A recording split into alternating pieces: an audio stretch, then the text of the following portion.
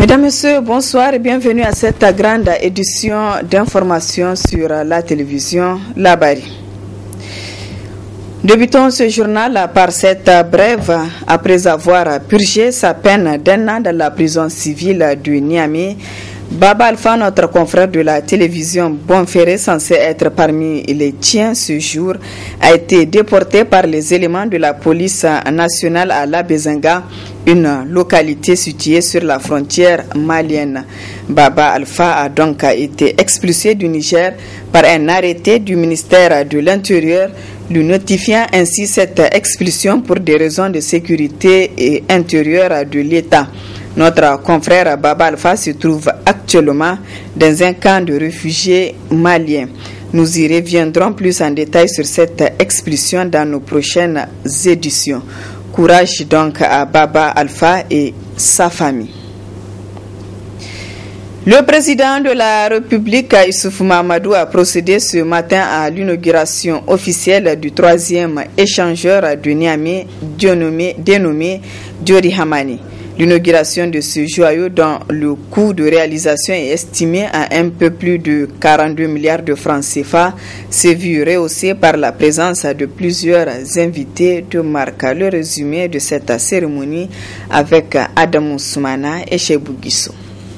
Lancé le 26 juin 2015 par le président de la République pour voir l'entame de ses travaux le 15 décembre de la même année, l'échangeur Diori Hamani, dont la réalisation s'est vue confiée à la multinationale Sogea Satom, arrive ainsi au terme des travaux de son exécution par la présente cérémonie. Une cérémonie d'inauguration marquée par d'importantes adresses qui, pour saluer l'événement, qui pour rassurer le gouvernement nigérien du soutien sans faille du bailleur de fonds, en l'occurrence la Banque ouest-africaine de développement, qui entend poursuivre ses actions aux côtés des autorités du pays pour le mieux-être des populations. Nous voudrions saisir cette heureuse occasion pour vous renouveler très respectueusement nos remerciements pour le soutien constant et multiforme que vous et votre gouvernement ne cessez d'apporter à notre institution. Pour terminer, nous voudrions réaffirmer la disponibilité de la BOAD à accompagner le gouvernement nigérien dans les efforts déployés dans la réalisation du programme de développement économique et social, PDS. Prenant la parole à son tour, le ministre de l'Équipement n'a pas manqué de présenter l'ouvrage. Le projet de construction de l'échangeur Diori Hamani, avec plusieurs composantes qui sont l'échangeur dit l'aménagement de 6,4 km de voirie desserte, l'aménagement du dit échangeur Diori Hamani, avec 3 niveaux au rond-point Katako, avec un passage souterrain. Le pont cadre de la traversée du marché Katako, le pont à poutres métalliques assurant le prolongement du boulevard de la Liberté, l'aménagement du canal Goutiana, l'équipement socio-éducatif, la construction de 4 parcelles pour piétons, l'aménagement des parkings pour assurer le stationnement des automobiles. Le coût global de ce projet s'élève à 42,586 milliards de francs CFA, toutes taxes. Puis vint le moment solennel et symbolique de la coupure du ruban, marquant l'inauguration officielle de l'échangeur Diori Hamani, 3e du genre réalisé à Niamey. Une inauguration en marche de laquelle le président de la République a encore une fois pris l'engagement de poursuivre la modernisation et de doter les différentes villes du pays d'infrastructures adéquates. Cette infrastructure immortalise le nom d'un grand homme d'État. Cette réalisation vient s'ajouter, comme j'ai eu à le dire, à d'autres réalisations. D'autres projets sont programmés. C'est le cas de la modernisation de l'aéroport de Hamani. C'est le cas également de la voie express. Aéroport de Hamani, un centre-ville. Nous avons également un projet de renforcement de la capacité en eau de la ville de Niamey. Le 3e pont, c'est le pont Séni-Kounché. Nous avons également l'aménagement de la corniche. Nous avons des projets d'infrastructure hôtelière. Nous avons également un projet, un nouveau palais des congrès. Donc vous voyez, ce n'est pas les projets qui manquent. Ce 8e merveille de la capitale réalisé sous la 7e République devient ainsi opérationnel, permettant une fluidité de la circulation routière. Il appartient désormais aux usagers et à l'ensemble de la population de prendre soin de ce joyau gracieusement mis à leur disposition. Le bilan présenté par le président de la République, Issoufou Mahamadou, le dimanche dernier continue à susciter des réactions. Je vous invite à suivre un extrait de l'acteur de la société civile, Diori Ibrahim, avant de le retrouver en partie magazine de ce journal. Je pense que lui-même n'est pas convaincu et ça se lisait sur son visage qu'il ne croyait pas à ce qu'il disait aux Nigériens par médias interposés. Parce que simplement c'est des vérités qui crèvent l'œil, qu'il est censé savoir et qu'il ne peut pas ne pas savoir. Et donc, si à ce niveau déjà on formule ce doute-là, c'est donc évident que je fais partie des millions de Nigériens qui ne se retrouvent pas dans ce discours et qui savent que ce n'est pas à eux qu'il est destiné. À quel type de public ce discours est destiné, je n'en sais rien. Parce que tous les esprits lucides, avec un minimum d'objectivité, interne ou externe, ne peuvent pas consommer de telles contre-vérités. Et donc on ne sait pas à qui il l'adresse. Il s'agit d'un monologue au fond. Et ça se lit qu'il est lui-même très mal à l'aise en formulant certaines réponses trop évasives, trop éloignées de la réalité, et on voit par moments même il s'énervait. Parce qu'en parlant de majorité, de minorité, ce n'est pas le langage du président de la République. Quand le président parle, il n'y a pas de majorité, il n'y a pas de minorité, il y a un président de la République. En parlant comme ça, il laisse apparaître le chef du clan, le chef du parti, le chef du groupe parler. Et ça, c'est décevant encore davantage quand on écoute son président parler comme ça. Diori Ibrahim, acteur de la société civile que vous retrouverez en partie magazine de ce journal. Le mouvement patriotique nigérien MPN Kishinkasa a animé cet après-midi un point de presse à son siège. Le MPN réitère sa position relativement à la nouvelle loi électorale qui n'est pas de nature à assurer un scrutin fiable selon le parti. Le résumé avec Nasser Dantofo et Nasser Seydou. Malgré son appartenance à la mouvance présidentielle, le parti de Ibrahim Yacoubou, le MPN Kishinkasa signe et persiste sur l'irrégularité de la nouvelle loi électorale, outil indispensable pour des scrutins fiables, gage de stabilité pour un pays qui prône l'alternance démocratique. C'est pourquoi le MPN Kishinkasa a interpellé à plusieurs reprises les acteurs concernés. Il vous souviendra que déjà au stade d'avant-projet de loi portant code électoral, il y a donc de cela exactement un an, le MPN Kishinkasa a notifié au Premier ministre, président du CNDP, avec ampliation à tous les acteurs politiques concernés, par lettre numéro 5 MPN Kishinkasa, en date du 21 avril 2017, ces observations essentielles par rapport à cet avant-projet. Cette lettre n'a jamais eu de suite.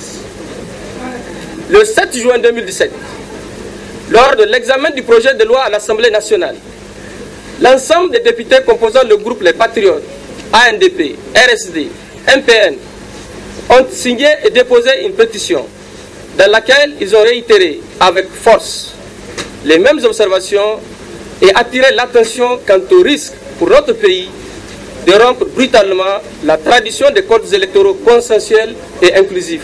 Le MPN Kishinkasa reproche à ce nouveau code plusieurs griefs. De la composition de la CENI, nous estimons que tous les acteurs en compétition doivent y être représentés. 2. De la notion majorité-opposition. Au regard de l'histoire électorale de notre pays, la représentation par groupe n'a absolument aucune pertinence.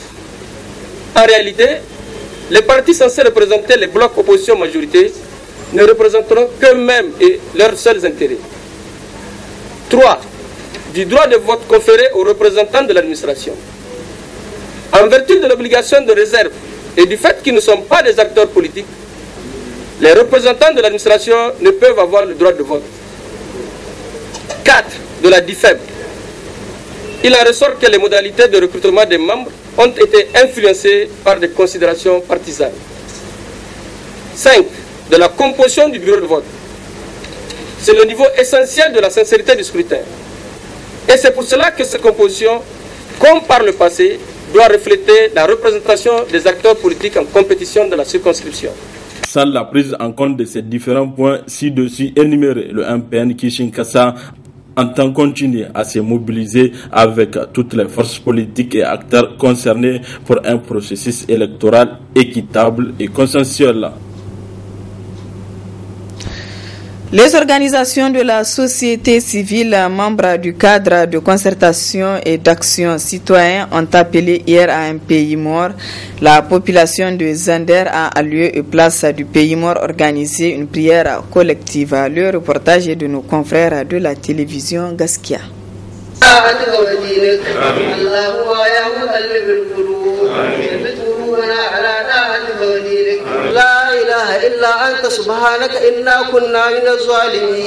Prière de 2 rakats et invocation, telle était l'activité principale lancée par le cadre de concertation et d'action citoyenne de Zander.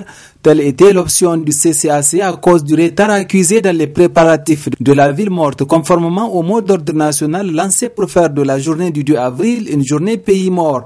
Ils étaient alors nombreux à répondre ce matin à cet appel qui vise à implorer Allah en faveur d'une prospérité pour le Niger et surtout d'une bonne gestion du pays. Allah ma kasanmu wasu buɗi na alheri wanda ma ban mu sani ba. Allah shirya da mahakuntanmu. Sai mu ci gaba tun daga nan wurin da astighfari kuma da la ilaha illa anta subhanaka inni kuntu minaz zalimin.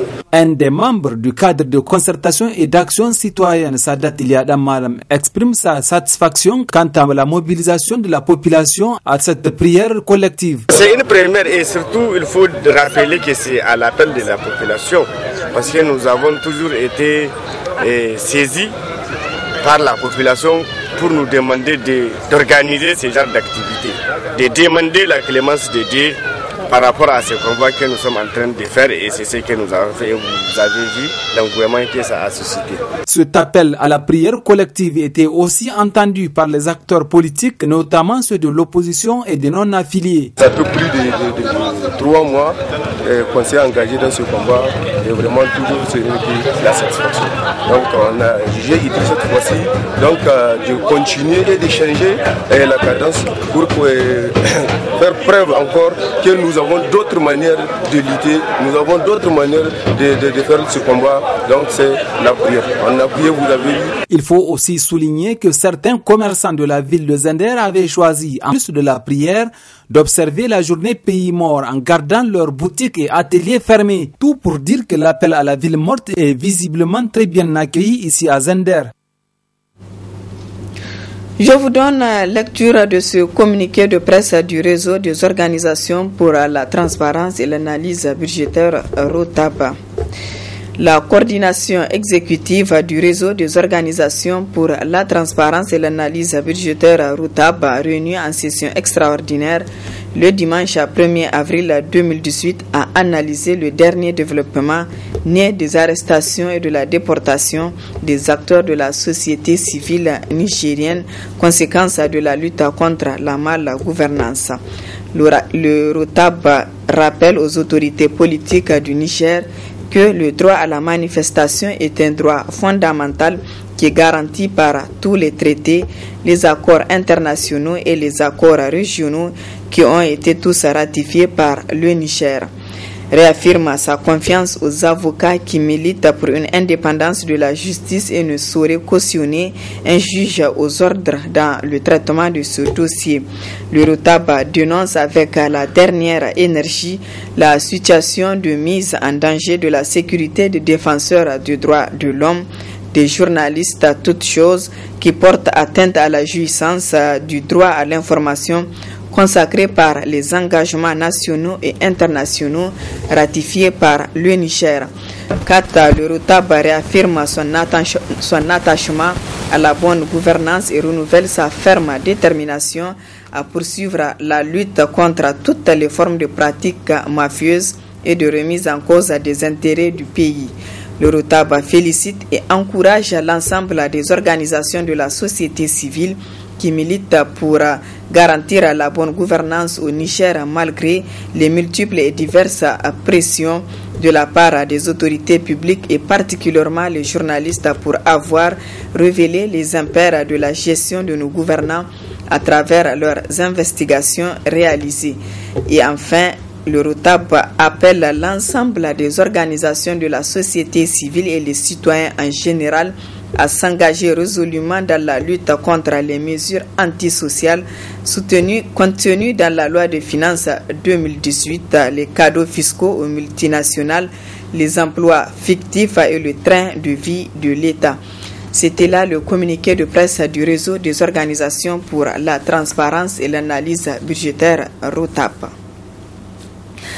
Autre aspect de cette édition, réception ce matin d'un moulin à grains et son abri à la prison civile de Niamey, ce don offert par la fraternité des prisons en collaboration avec l'ONG Zelink et Samaritan Purs est estimé à plus de 4 millions de francs CFA. Le compte rendu. Au vu de la vétusté du seul moulin à grains que dispose l'établissement pénitentiaire de Niamey et pour améliorer les conditions de vie des prisonniers, il est construit ce bâtiment qui abrite ce moulin à grains flambant neuf. Cette initiative est l'œuvre de la Fraternité des prisons au Niger qui a obtenu l'appui financier de l'ONG Zelink et Samaritan Purs. C'est ce moulin à grains et son abri d'une valeur estimée à 4 300 000 francs CFA qui font l'objet de réception et de mise en service.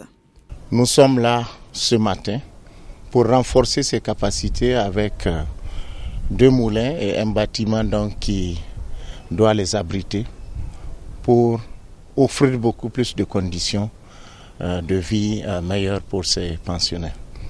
Nous voudrons en cette occasion remercier les autorités nigériennes pour avoir autorisé la construction et l'installation de ces instruments, mais également vous remercier pour la collaboration qui a permis à ce qu'ils soient installés.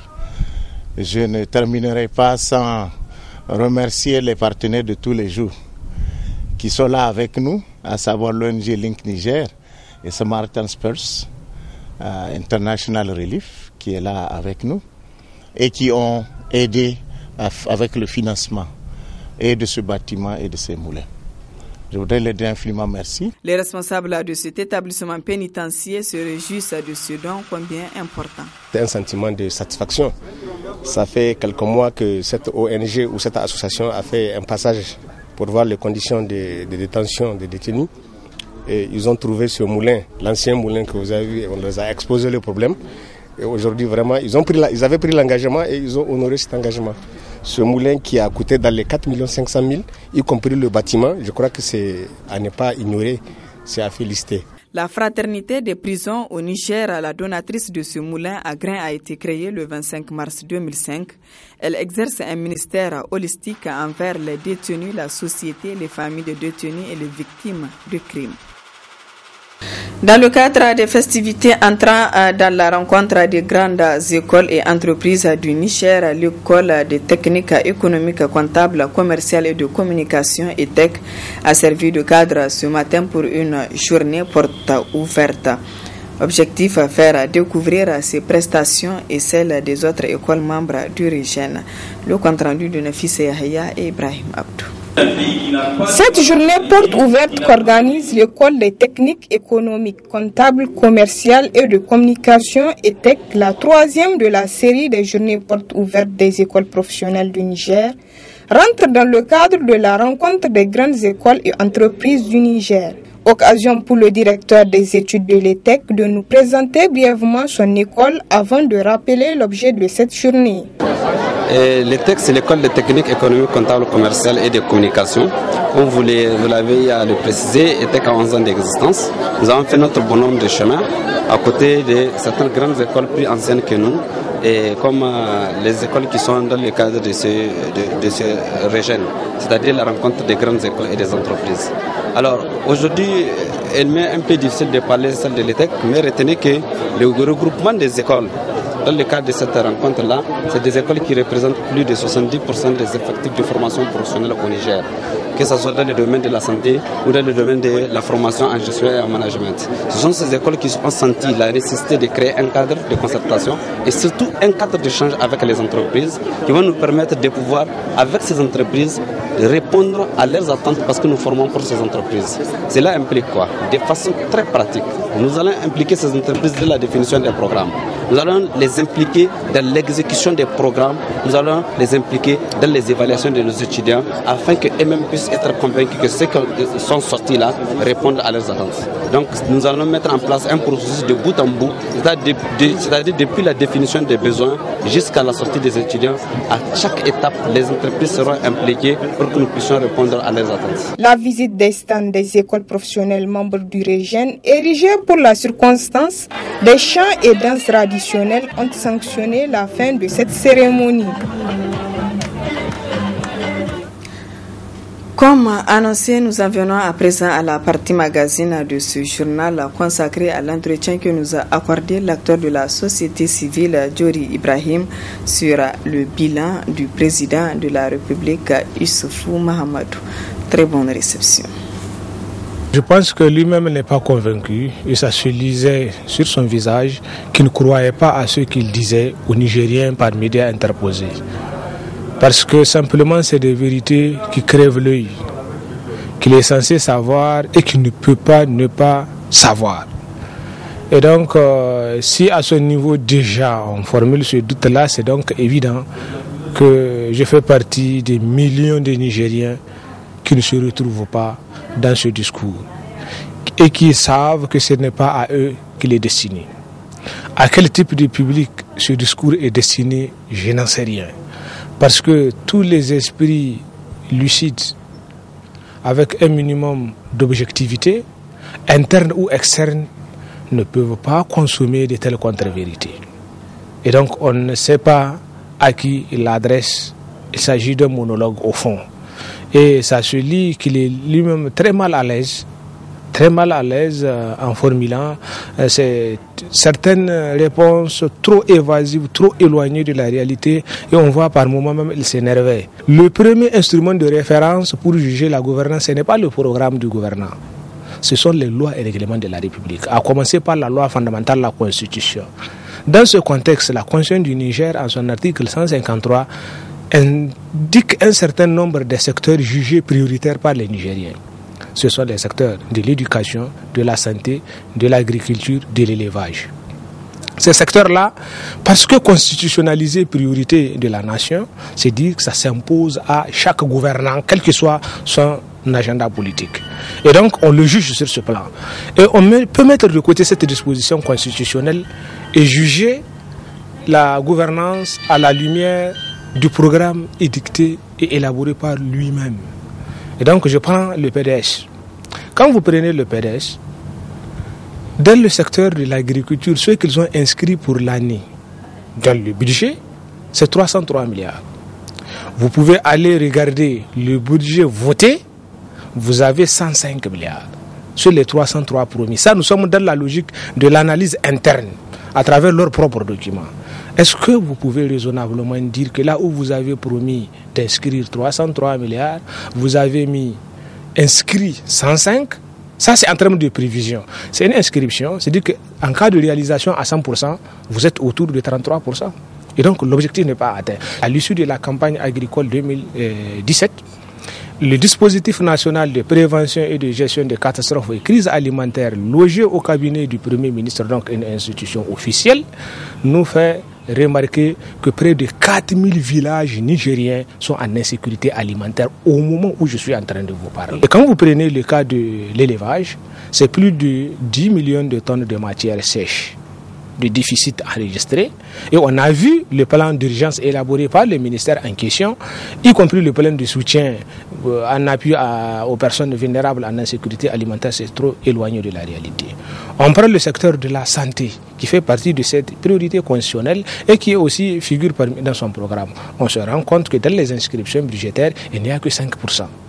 du budget général à lieu et place des 15% attendus de lui en tant qu'engagement de l'État du Niger contenu de ce qu'on appelle les actes concertés non conventionnels dans le cadre de l'OMS.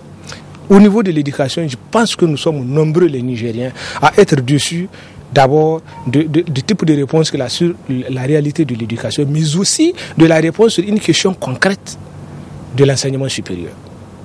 Aujourd'hui, tout le monde constate l'injustice au niveau de l'enseignement supérieur. Non seulement on n'a pas investi pour offrir une formation de qualité aux fils et aux filles du Niger, malgré le fait que ça soit leur droit fondamental constitutionnalisé, n'est-ce pas?